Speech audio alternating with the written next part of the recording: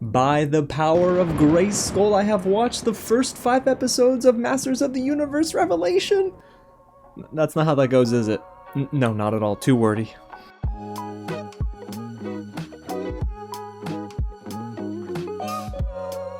What's going on, you guys? James here with another real review, and today I'm so excited to dive into my review of the first 5 episodes of Masters of the Universe Revelation, debuting exclusively on Netflix this Friday, July 23rd. Now, Netflix told me that Part 1, which includes episodes 1 through 5, will debut this Friday, and Part 2 will be announced at a later date. So if you've been waiting for this series for a long time, you're going to have 5 episodes, about 30 minutes each, to really sink your teeth into this weekend. Now, before we get into the show itself, and I let you know whether I really loved it or if I had some issues with it. If it is your first time here at the channel, welcome to Real James, where we talk about movies and TV early like this all the time, so you're not going to want to miss out. Go ahead and hit the big red button below, subscribe to the channel, and tap on that bell, y'all. Hit the thumbs up button if you've been a big fan of Masters of the Universe even before this reboot series this year. And hey, if you are a big fan of Masters of the Universe, go ahead and get loud down below and let me know if you appreciated this reboot, if you're excited for it, or if you're a little on the fence.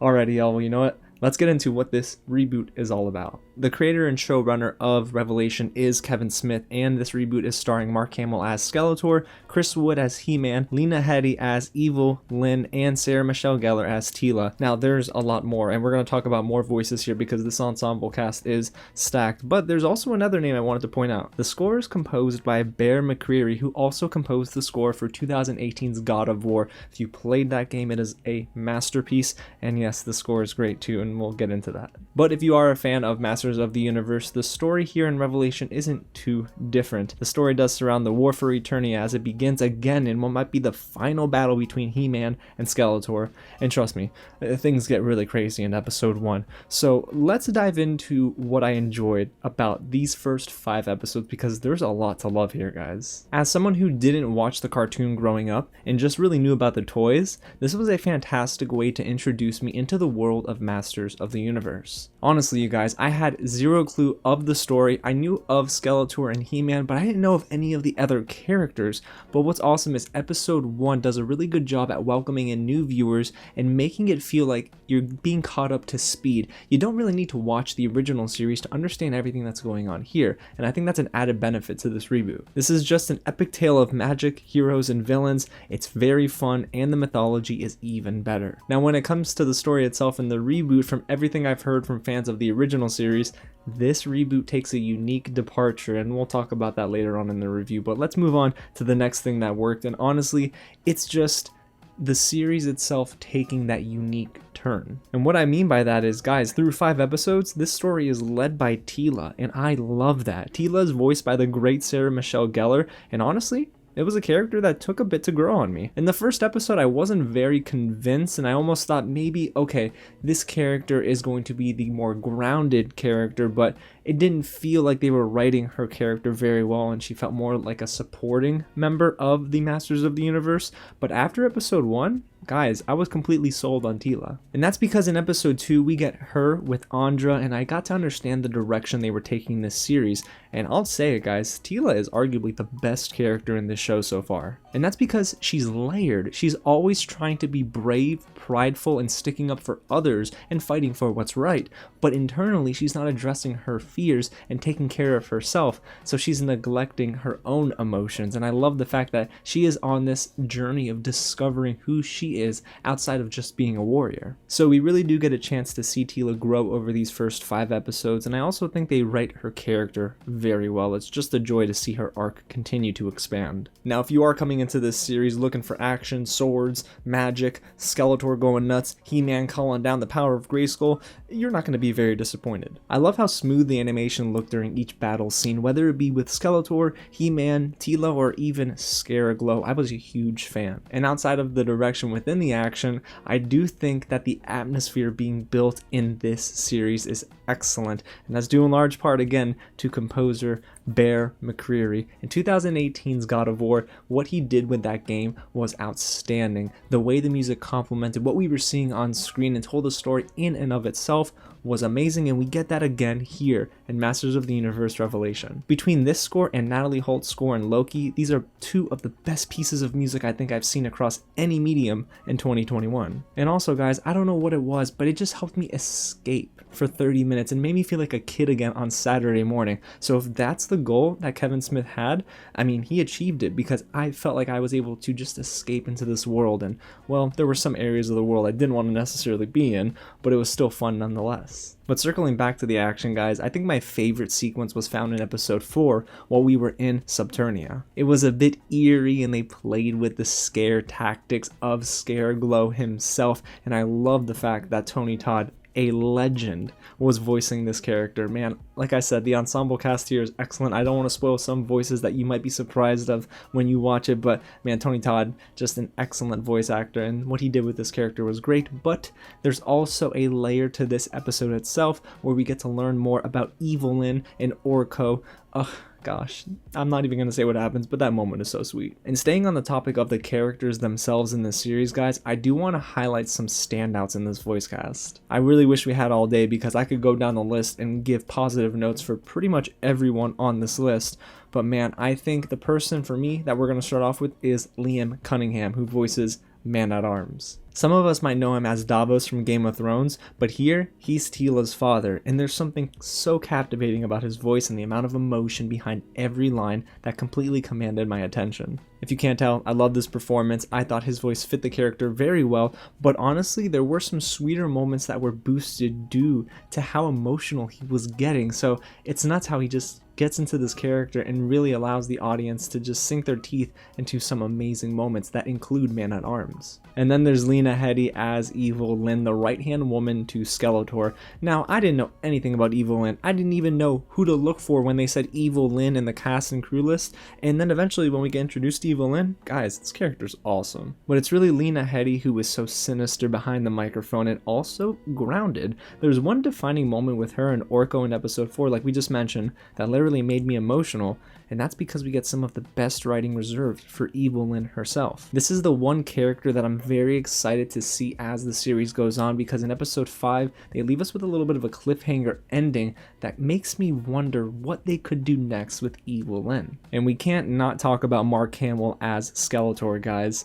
Similar to He-Man, he doesn't get a lot of screen time through the first 5 episodes, but when Skeletor is on screen, it is Mark Hamill through and through. He's already a legendary voice actor and actor in Hollywood, but man, he is amazing as Skeletor. He's the perfect fit for this character, and that's why it's such a bummer that we don't necessarily get too much of him in the first 5 episodes. But boy, does Mark Hamill do a great job at capturing a little bit of evil in every line, some sinister, quippy one-liners, and hey, he's got a little bit of snark too, so I am a fan of Skeletor, even though man, he just gets under my skin sometimes. Oh, and I'm not forgetting about our dog, or should I say cat, Cringer. Voiced by Stephen Root, Cringer is one of the most adorable, if not the most adorable character through these first 5 episodes. Oh my gosh.